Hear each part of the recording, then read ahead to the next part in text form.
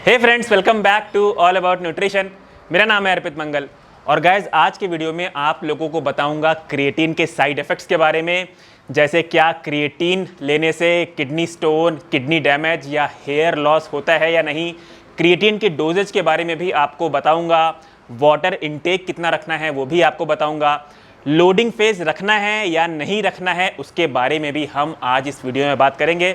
तो guys video start करने से पहले आप लोगों को बता दूं कि अगर आप लोगों ने मेरा पुराना क्रिएटिन का वीडियो नहीं देखा है, जिसमें मैंने क्रिएटिन की पूरी एक्सप्लेनेशन बताई है कि क्रिएटिन कैसे काम करता है, कैसे आपके बॉडी में एनर्जी देता है, तो आप जाके वो वीडियो चेकआउट कर सकते हैं। डिस्क्रिप्शन बॉक्स में उसकी लिंक है। तो चलिए गाइस बढ़ते हैं आज के वीडियो की ओर और आज हम पहले समझेंगे कि क्रिएटिन का एक्सक्रीशन प्रोसेस कैसे होता है। लास्ट वीडियो में मैंने क्रिएटिन काम कैसे करता है ये बताया था। आज बताऊंगा क्रिएटिन एक्सक्रीट कैसे होता है, हमारी बॉडी से फ्लश आउट कैसे होता है। पहले उसके बारे में थोड़ी जानकारी लेंगे, उसके बाद साइड इफेक्ट्स के बारे में बात करेंगे। तो जैसे कि आप मेरे व्हाइट बोर्ड पे देख सकते हैं, क्रिएटिन आपके लीवर ने बनाया, फिर ब्लड के थ्रू उसे मसल में स्टोर किया। उसके बाद ये क्रिएटिन एटीपीज तैयार करेगा, मतलब आपकी बॉडी में एनर्जी तैयार करेगा। और एनर्जी तैयार करने के बाद क्रिएटिन अपना एक वेस्ट प्रोडक्ट बनाएगा जिसे हम बोलते हैं क्रिएटिनिन, और उस क्रिएटिनिन को ये किडनी के थ्रू फ्लश आउट कर देगा। मतलब आप टॉयलेट गए, यूरिन के थ्रू क्रिएटिन का वेस्ट प्रोडक्ट क्रिएटिनाइन जो है वो एक्सक्रीट हो गया। और ये जो प्रोसेस है ये नॉन सप्लीमेंटेड इंडिविजुअल के लिए है, मतलब उन इंडिविजुअल्स के लिए है जो क्रिएटिन सप्लीमेंट नहीं लेते हैं। जैसे कि मैंने अपने पिछले वीडियो में भी बताया था कि क्रिएटिन एक नेचुरल सब्सटेंस है, मतलब ये हर किसी की बॉडी में नेचुरली प्रोड्यूस होता है, चाहे आप सप्लीमेंट लें या ना लें। तो अब जानेंगे क्या होता है अगर आप क्रिएटिन सप्लीमेंट ले लेते हैं। तो अगर आप क्रिएटिन सप्लीमेंट ले लेते हैं तो ये आपके क्रिएटिन का स्टोर को पूरा भर देता है, पूरा फुल कर देता है।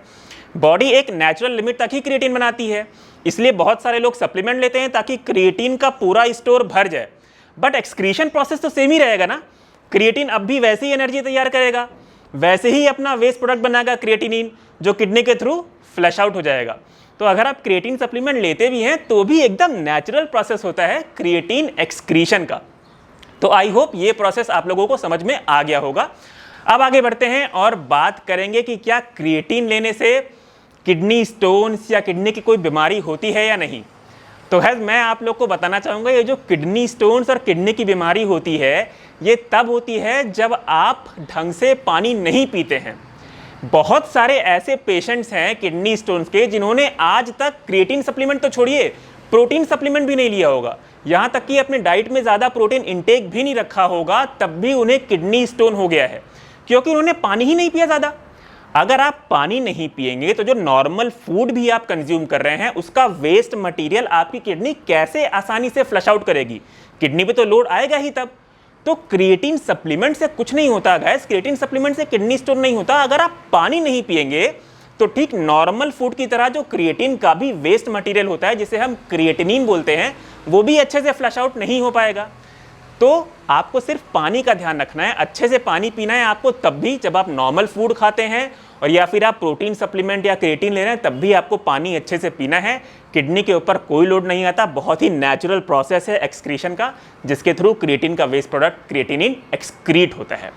अब बात करते हैं कि क्या होगा अगर आप क्रिएटिन सप्लीमेंट आपके बॉडी के रिक्वायरमेंट के हिसाब से थोड़ा सा ज़्यादा ले लेंगे। फॉर एग्जाम्पल आपकी बॉडी को 5 ग्राम क्रिएटिन चाहिए, आपने 8 ग्राम क्रिएटिन ले लिया। एक एग्जाम्पल पकड़ के चलते हैं। तो जो एक्सेस क्रिएटिन आपने यहाँ पे लिया है उसे बॉडी क्रिएटिनाइन यानी उसके वेस्ट मटेरियल में कन्वर्ट करके किडनी के थ्रू फ्लश आउट कर देगी। पर इसका मतलब ये नहीं है कि आपकी किडनी पे लोड आएगा।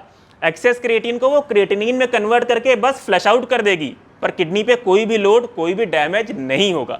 बस एक ही चीज़ होगी कि आपके यूरिन लेवल में जो क्रिएटिनिन की मात्रा है वो थोड़ी सी बढ़ जाएगी, और ये तो नॉर्मल प्रोसेस है क्योंकि आप क्रिएटिन सप्लीमेंट अगर ले रहे हैं तो एक्स्ट्रा क्रिएटिन बनेगा। एक्स्ट्रा क्रिएटिन बनेगा, थोड़ा सा क्रिएटिनिन जो उसका वेस्ट मटेरियल है वो एक्सेस पाया जाएगा आपके यूरिन में, क्योंकि एक्सेस वेस्ट मटेरियल निकलेगा। तो बस एक यही डिफरेंस है, बट उसका मतलब ये नहीं कि किडनी पे आपको लोड या डैमेज आएगा। बस प्रिकॉशन ये लेना है आपको कि ऐसे इंडिविजुअल्स जिनकी किडनी ऑलरेडी खराब है या किडनी की कोई बीमारी है, उन्हें क्रिएटिन सप्लीमेंट नहीं लेना है। यहाँ तक कि उन्हें प्रोटीन इंटेक भी ज़्यादा नहीं रखना है, क्योंकि क्रिएटिन ऑलरेडी खराब है तो वो वेस्ट मटेरियल कैसे फ्लश आउट करेगी। इसलिए वो इंडिविजुअल्स क्रिएटिन सप्लीमेंट ना लें। अब गाइस बढ़ते हैं और बात करते हैं हेयर लॉस। बहुत ही ज़्यादा लोगों को डाउट है कि क्या क्रिएटिन लेने से हेयर फॉल या हेयर लॉस होता है या नहीं। तो देखिए गाइस, इसके बारे में सिर्फ एक ही रिसर्च की गई है, बहुत ही छोटी सी स्टडी की गई है सन 2009 में। छोटी सी स्टडी इसलिए बोल रहा हूं क्योंकि सिर्फ 20 लोगों को ही लेके ये रिसर्च की गई थी। वो 20 लोग रग्बी प्लेयर्स थे जिन्हें इस रिसर्च के दौरान 25 ग्राम्स पर डे क्रिएटिन की डोजेज से ये रिसर्च स्टार्ट की गई थी। और at the end of the research ये पाया गया कि उन रग्बी प्लेयर्स में DHT नाम का एक हार्मोन थोड़ा सा बढ़ गया है ड्यू टू क्रिएटिन सप्लीमेंट। अभी जो DHT हार्मोन होता है वो कहीं ना कहीं एक रीज़न होता है हेयर फॉल का और हेयर लॉस का to a limited extent. To a limited extent मैं इसलिए बोल रहा हूँ गाइस क्योंकि पहली बात है ये रिसर्च बहुत ही छोटी थी, सिर्फ 20 लोगों के ऊपर की गई है। दूसरी बात, इस पूरी रिसर्च में कहीं भी डायरेक्टली हेयर फॉल या हेयर लॉस नहीं बोला गया है। बस इतना बोला गया है कि आफ्टर क्रिएटिन सप्लीमेंटेशन DHT नाम के हार्मोन में थोड़ी सी बढ़ोतरी पाई गई है, मतलब थोड़ा सा ये हार्मोन बढ़ा है। तीसरी बात, इस रिसर्च के बाद कोई और रिसर्च आज तक नहीं हुई, मतलब कोई अच्छी बड़ी रिसर्च आज तक नहीं हुई जो इस पॉइंट को क्लियर कट प्रूफ करता हो कि क्रिएटिन लेने के बाद हेयर फॉल या हेयर लॉस होता है।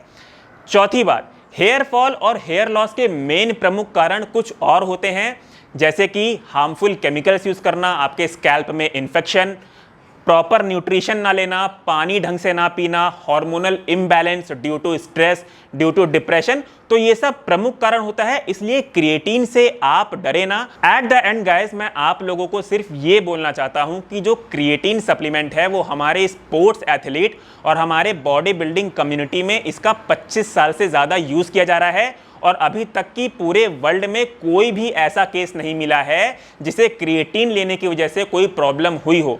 मैं रिपीट करता हूं, अभी तक वर्ल्ड में कोई भी ऐसा केस नहीं मिला है जिसे क्रिएटिन लेने से कुछ प्रॉब्लम हुई हो। इतना सेफ सप्लीमेंट है ये। तो गाइस, अब बढ़ते हैं आगे और बात कर लेते हैं क्रिएटिन के डोजेज के बारे में। तो सबसे पहले आपको बताता हूं कि आपको लोडिंग करना चाहिए या नहीं। देखिए, जो लोग लोडिंग करते हैं उनमें जो क्रिएटिन का स्टोर होता है वो जल्दी भर जाता है, तो उनमें जल्दी क्रिएटिन के बेनिफिट्स दिखने लग जाते हैं।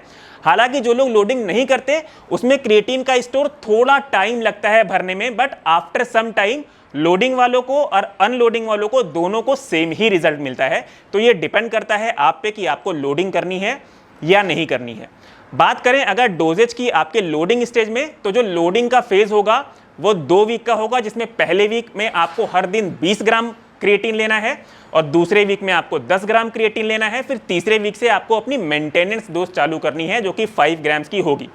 तो वीक 1 लोडिंग फेज में जो 20 ग्राम आपको पर डे क्रिएटिन लेना है उसे आप 2 डोज में डिवाइड कर दें।